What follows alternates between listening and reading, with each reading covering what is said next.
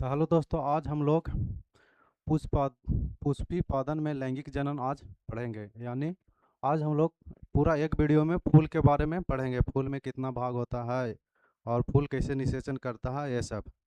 तो चलिए आपको स्टार्ट करते हैं। फूल फूल फ्लावर फूल को अध्ययन को एंथोलॉजी कहते हैं।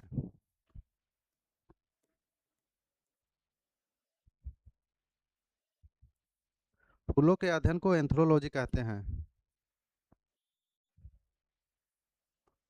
फूलों के अध्ययन को क्या कहते हैं? तो एंथ्रोलॉजी कहते हैं। फूल में फूल का काम है पौधों को जननांग। फूल से फल विकसित होता है, जिसे आपको क्या बोलते हैं, फीमेल में जैसे बच्चा पैदा होता है ना, वैसे भ्रूण से फल विकसित होता है। तो फूल का टोटल 4 भाग होता है। कैलिक्स, इसको बाह्य पुंज कहते हैं। और कोरोला, इसको दलपुंज कहते हैं। और एंडोसियम पुमांग, ये मेल पॉट है। फूल का मेल पॉट जयांग कहते हैं।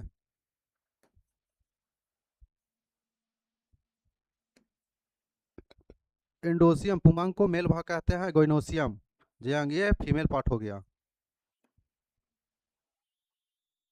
Gynoecium female part. गैनो महिला डॉक्टर को मतलब जो फीमेल डॉक्टर को देखते हैं उसको गाइनोलॉजी कहते हैं। तो उसी से गाइनेसियम यानी जयांग, जयांग ये फीमेल पार्ट हो गया, फूल का फीमेल पार्ट है। तो चलिए हम लोग आगे चलते हैं।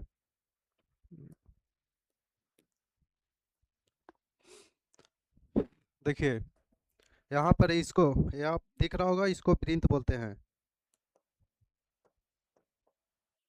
फूल फूल को डंडी इसको भी बोल सकते हैं, इसको प्रिंट। जो आप किसी को फूल देते हैं तो आप प्रिंट ही पकड़ के उन किन्हीं को फूल देते हैं, तो उसे प्रिंट बोलते हैं।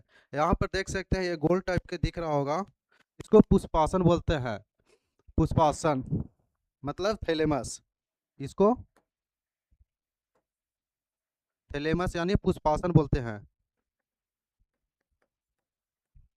ये गोल टाइप का दिख रहा होगा, इसको पुष्पासन बोलते हैं। ये लंबा सा दिख रहा होगा, जो किसी को आप फूल देते हैं तो उसको प्रिंट बोलते हैं, या डंडी भी बोल सकते हैं।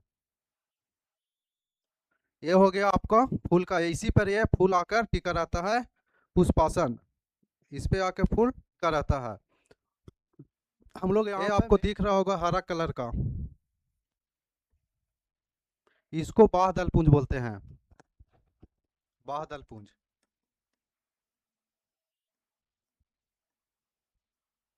इसको क्या बोलते हैं? बाह्य पुंज। ये हरा कलर का होता है। जब फूल कली अवस्था में रहता है, जो आप देख रहे होंगे, फूल खिलने से पहले उसको कली अवस्था, उसको बाहर है हरा कलर का, उसमें ये पत्ता टाइप के रहता है। उसी से प्रकाश, वह हमेशा हरा कलर का होता है, उससे आपको प्रकाश संश्लेषण में उसको भोजन प्राप्त होता है। तो इसको बोलते हैं बाह्य पुंज। ये क्या हो गया? ये बाह्य पुंज। इसको बोलते हैं दल पुंज। ये दिख रहा होगा,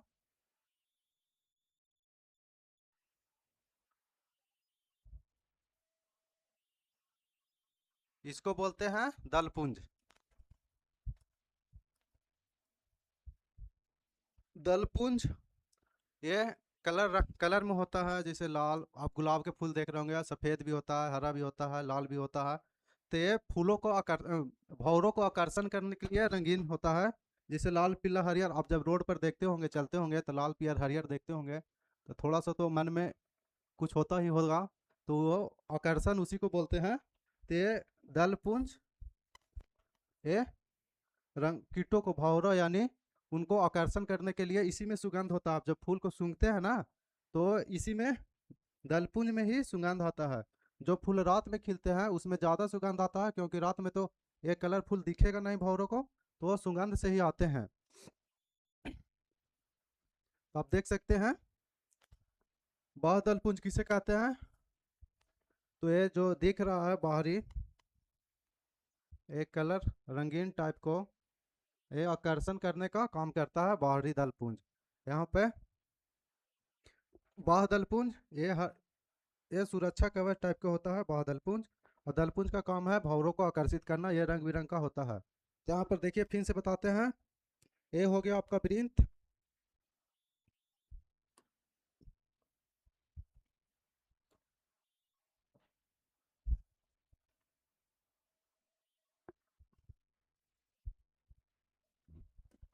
ये वृंत हो गया, ये पुष्पासन हो गया, थैलेमस। इसको बाह्यदलपुंज बोलते हैं, इसको दलपुंज बोलते हैं।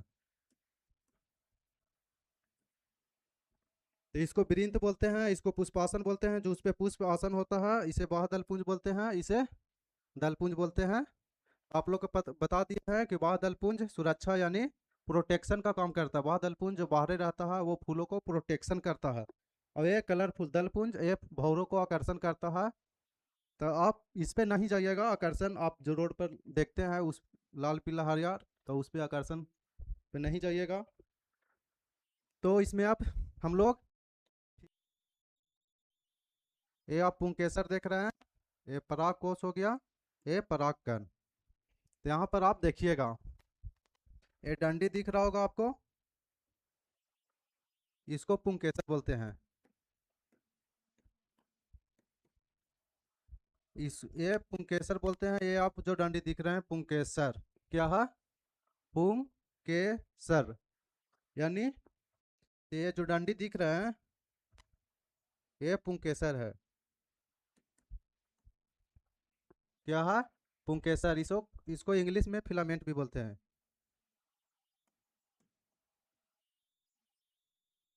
ये हो गया आपको पुंकेसर, इसको इंग्लिश में फिलामेंट बोलते हैं। ये आपको पूरा हो दिख रहा, ये आपको परागकोश हो गया।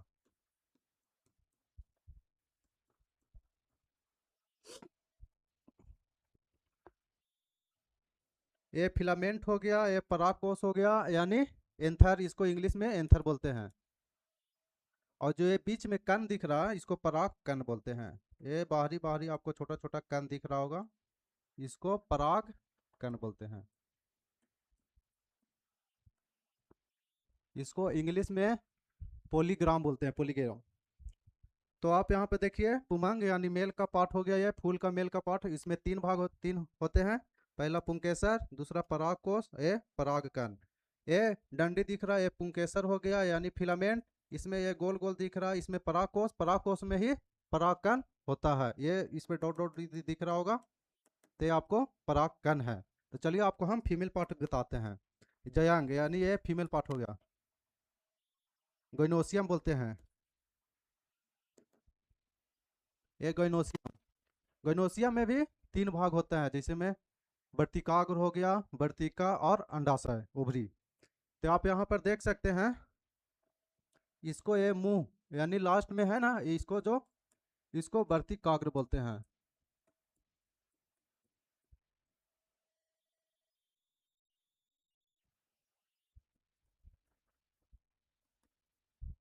वर्तिकाग्र, ये वर्तिका हो जाएगा, ये ओवरी हो जाएगा, यानी अंडाशय।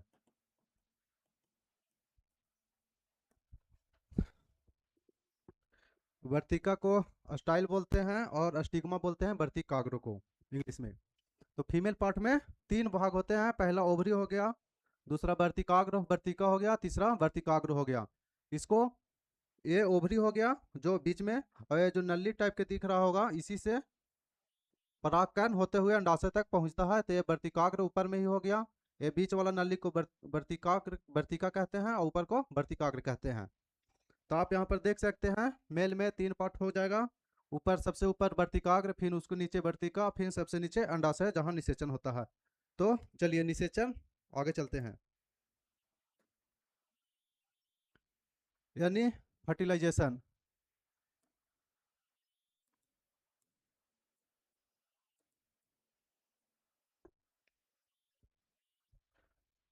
निषेचन कई तरह से होता है, जैसे में एंटोमोनोफिली, इसमें कीटों द्वारा होता है।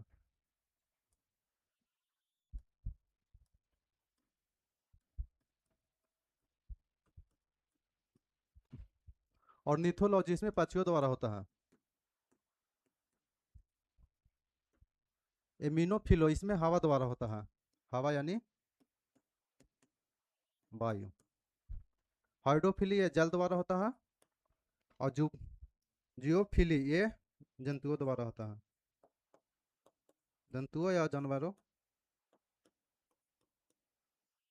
तो चलिए इसको एक एक करके हम लोग समझते हैं।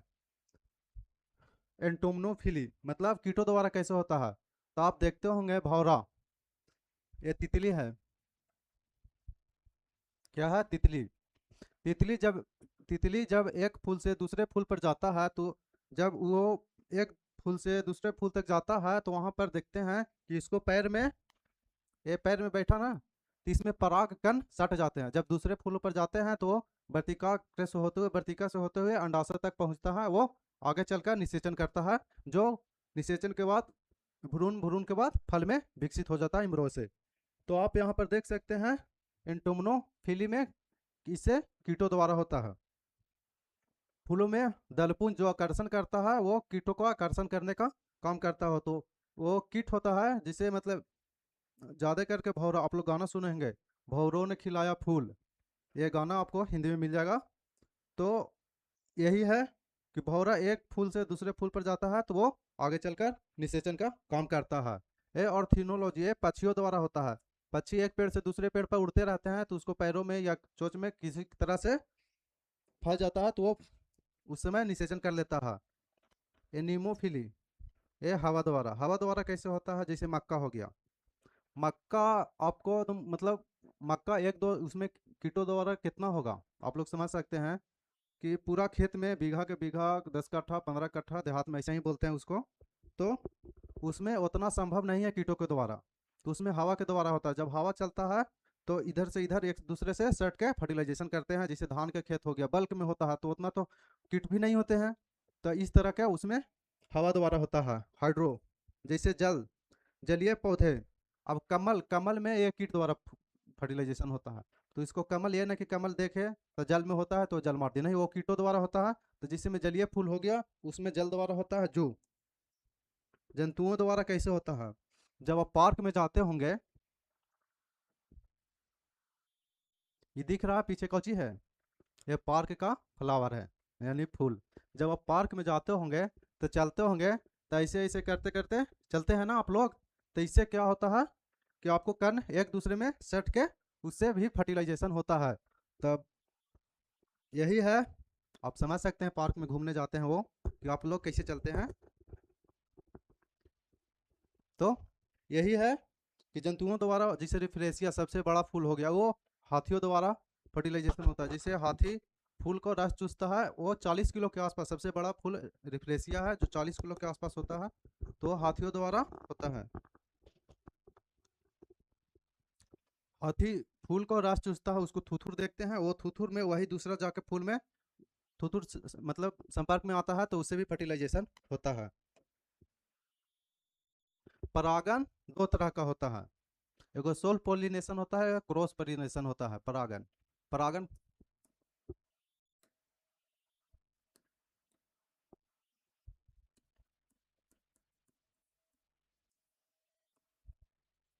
परागन,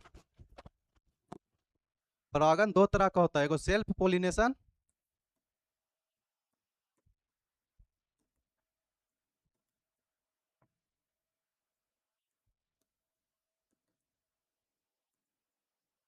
सेल्फ पोलिनेशन, और दूसरा क्रॉस पोलिनेशन।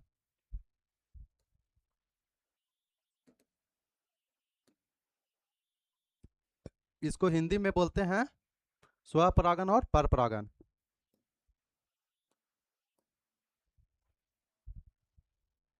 हिंदी में ही लिख देते हैं, आप लोग को हिंदी ज़्यादा समझ में आता है। स्वपरागन और दूसरा परपरागन।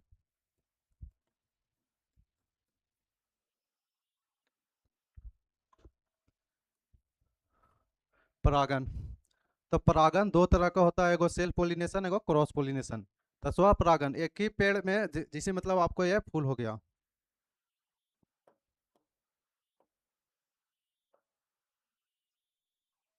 एगो ये हो गया।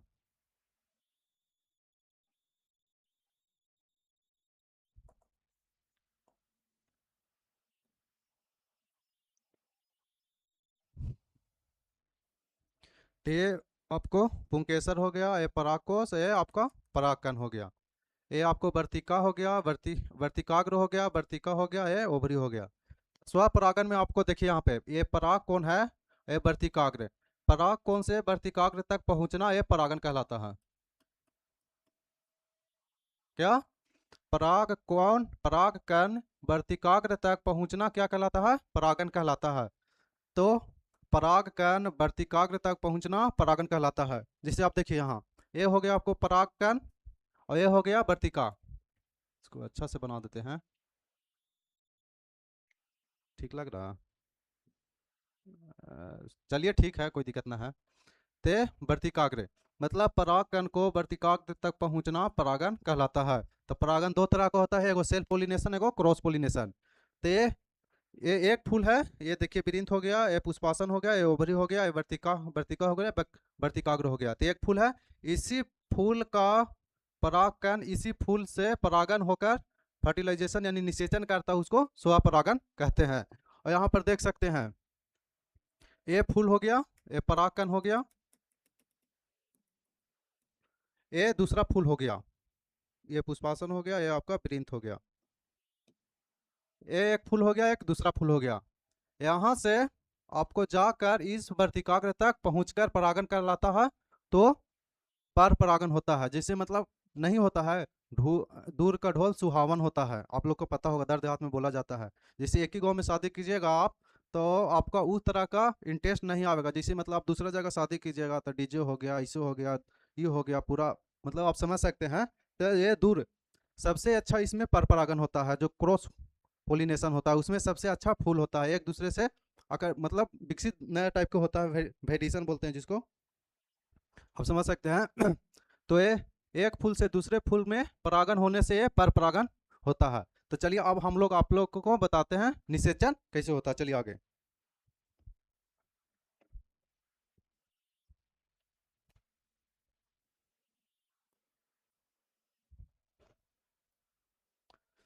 तो निषेचन में भी तीन पार्ट होता है। पहला आपको गैमेट,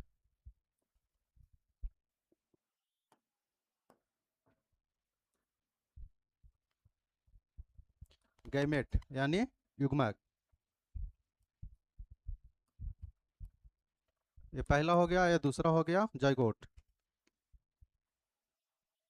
यानी युग्मनज,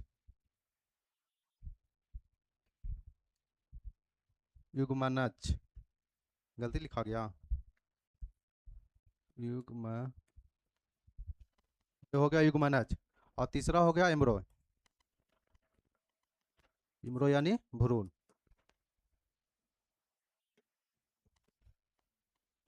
अरे, तो लिखे में थोड़ा बहुत गलती होगा तो आप लोग देख लीजिएगा। तो निषेचन में तीन होता है, एगो गैमेट हो गया यानी युग्मक, और एगो जाइगोट यानी युग्मनज, एम्ब्रो यानी भ्रूण।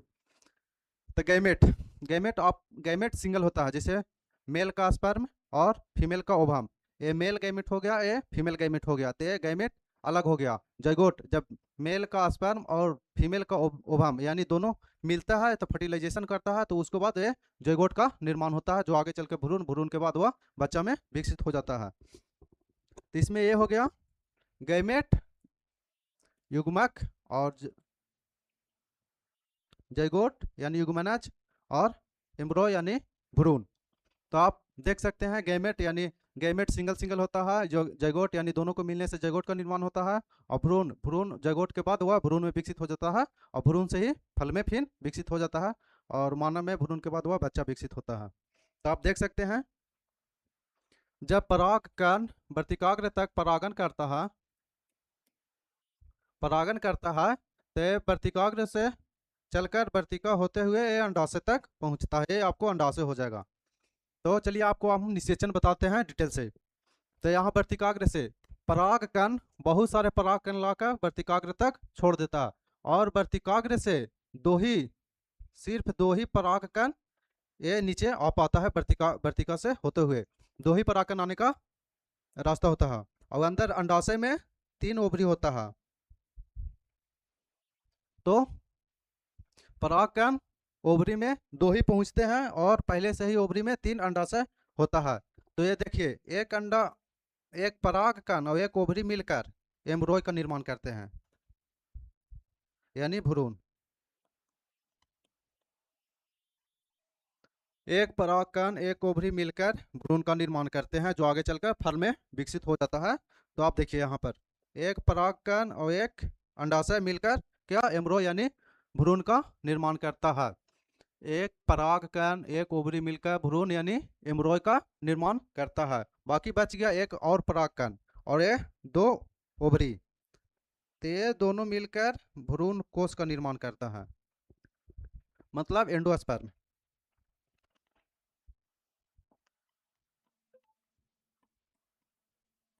भ्रूण कोश यानी एंडोस्पर्म।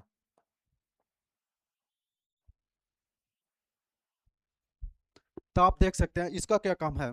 जब माँ के शरीर में बच्चा रहता है तो वो शरीर भोजन वो माँ के पेट से यानी प्लेसेंटा से भोजन ग्रहण करता है। तो ये भ्रूण कोश का ही काम है। ये जो आप देख रहे हैं एम्ब्रॉय भ्रूण, इनका भोजन भ्रूण कोश ये यानी एंडोस्पर्म ही ये भ्रूण कोश को भोजन प्राप्त करता है।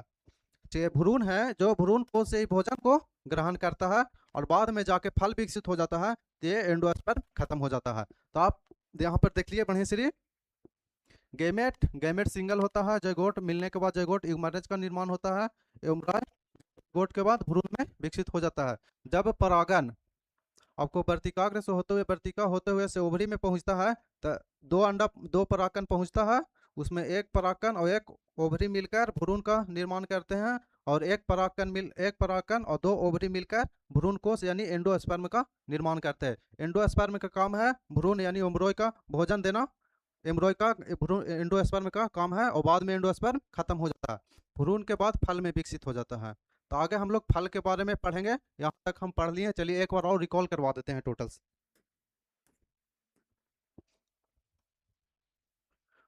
फ्लावर, फूल के अध्ययन को एंथ्रोलॉजी कहते हैं। फूल का चार भाग होता है, कैलेक्स यानी बाह्य दलपुंज, और कोरोला यानी दलपुंज, और एंडोसियम बुमंग यानी फीमेल, और गाइनोसियम यानी जयंग फीमेल, फीमेल का पार्ट होता है।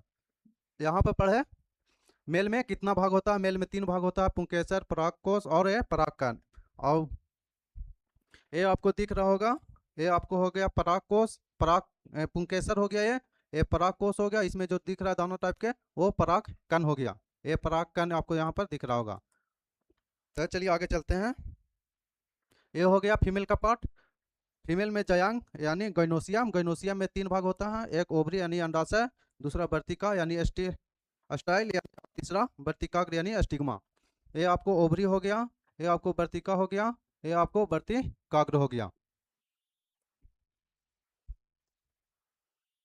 आप यहाँ पर बाह्यदल पुंज देखिए, ये आपको प्रिंथ हो गया, ये पुष्पासन हो गया यानी थैलेमस जो फूल को आसन करता है उसको पुष्पासन बोलते हैं। ये आपको बाह्यदल पुंज हो गया जो हरे रंग का, हमेशा हरे रंग का ही होता है, जो प्रकाश संश्लेषण करके भोजन को ग्रहण करता है। ये आपको दलपुंज हो गया, ये आकर्षण करने का काम करता है, भौरों का आकर्षण करता है। तो आगे चलिए, आपको परागन कैसे यानी फर्टिलाइजेशन किससे किससे होता है वो आपको बताया। एंटोमोनोफिली, दूसरा हो गया ऑर्निथोलॉजी, ऑर्थिनोफिली, और एमोनोफिली, हाइड्रोफिली और जोफिली। एंटोमोफिली में कीटों द्वारा होता है, ऑर्निथो में पक्षियों द्वारा होता है, एनीमो में हवा द्वारा होता है, हाइड्रो में जल द्वारा होता है, और जू में जंतुओं द्वारा। हवा जैसे इसको एग्जाम्पल हो गया मक्का, मक्का हो गया, धान, ये सब हो गया। इसमें कीटों द्वारा आकर्षण, भौरों को, भौरा जैसे मतलब उसको पैर में फंस जाता है, इससे हो गया। पक्षियों, पक्षी एक पेड़ से दूसरे पेड़ तक जाते हैं। हवा मतलब हवा जब चलता है तो लहरा जैसे चलता है लहर, तो एक पौधे दूसरे पौधे से संपर्क में आने से ये फर्टिलाइजेशन यानी निषेचन करता है। जल यानी जलीय पौधे, इसलिए जल हो गया इसमें। और जंतुओं द्वारा आप लोग समझ सकते हैं, पार्क में जाते होंगे ऐसे, गाना है, गाना तो बताइए दिए। तो चलिए इसके आगे चलते हैं। परागन दो तरह का होता है, एक स्वपरागन होता है, एक पर परागन हो। ये स्वपरागन, ये पर परागन हो गया। ये परागकण को वर्तिकाग्र तक पहुंचना परागन कहलाता है, और एक फूल से दूसरे फूल तक जाने जाना ये पर परागन हो गया। एक ही फूल पर, एक ही फूल से परागकण वर्तिकाग्र तक पहुंचना स्वपरागन, और एक एक फूल का परागकण दूसरे फूल के वर्तिकाग्र यानी ओवरी तक पहुंचना ये पर परागन होता है। तो ये फूल है, ये आपको निषेचन बताएं परागन। वो परागन के भाग तीन तीन भाग होते हैं, जैसे गैमेट, युग्मक, यानी ये अलग अलग होते हैं, फीमेल गैमेट, मेल गैमेट।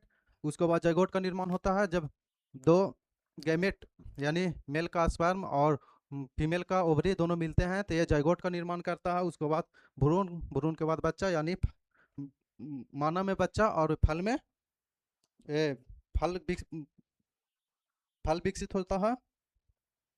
पौधे में ये फल विकसित होता है। ये एंडोस्पर्म, इसका काम है ये भ्रूण यानी एम्ब्रॉय का भोजन ग्रहण करना। तो चलिए यहाँ पर देखिए, आपको रिकॉल करवा, यहाँ पर फिर एक बार आओ, आपको याद, हम याद करवा दे रहे हैं पूरा।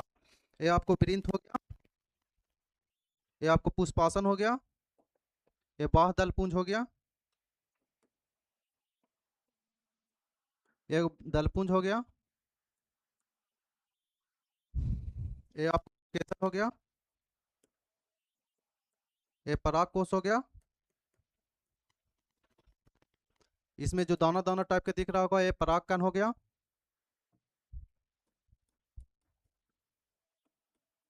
ये वर्तिकाग्र हो गया, ये आपको वर्तिका हो गया, ये आपको ओवरी हो गया। ये पराग कण को वर्तिकाग्र तक पहुंचना, ये परागन कहलाता है। परागन, ये इससे दो दो अंडा यानी दो पराग कण, ये वर्तिका से होते हुए ओवरी तक पहुंचता है। ओवरी में पहले से 3 अंडा होता है। एक परागकण एक अंडा मिलकर भ्रूण का निर्माण करते हैं, और एक परागकण और 2 अंडा मिलकर ये एंडोस्पर्म का निर्माण करते हैं, भ्रूण, भ्रूण कोष, एंडोस्पर्म यानी भ्रूण कोष। ये एंडोस्पर्म का काम है भ्रूण को भोजन देना, और फिर भ्रूण ये फल में विकसित हो जाता है। तो चलिए, आप हमारे चैनल पर नए हैं तो सब्सक्राइब जरूर कर दीजिएगा, और हाँ, ये सेशन को शेयर भी कर दीजिएगा। आपको 200 क्वेश्चन हम 12th का चैप्टर सेकेंड से हम लोग 200 के आसपास क्वेश्चन करा देंगे, इससे बाहर नहीं जा सकता जितना। हाँ, आप हम पढ़ा रहे हैं सब एनसीईआरटी से बेसिस पर पढ़ा रहे हैं, तो आप निश्चिंत होंगे। आप जहाँ भी पढ़ रहे होंगे आराम से पढ़िए। और हाँ, कोई भी टीचर खराब नहीं होता। आप जब स्कूल में पढ़ते होंगे तो आप देखते होंगे एक ही क्लास में एक 93 ला रहा है, एक 39 ला रहा है, तो कितना अंतर हो गया। उसमें टीचर का कोई लेना देना नहीं है। टीचर सभी को अच्छा पढ़ाते हैं, और उसमें आप जितना मेहनत कीजिएगा, आप समझ सकते हैं। एक ही क्लासरूम में एक 93 ला रहा है, एक 39 ला रहा है, तो कितना उसमें क्या है। अब बच्चा बच्चा जब अच्छा से नहीं पढ़ेगा तो आगे क्या होगा, रिजल्ट खराब ही आएगा। तो आप किसी टीचर का दोस्त नहीं दे, आप सेल्फ स्टडी कीजिए आराम से, और मियाँ से पढ़िए, कोई टेंशन नहीं लेना। अभी 12th में आप लोग उतना तो दिक्कत नहीं होना चाहिए।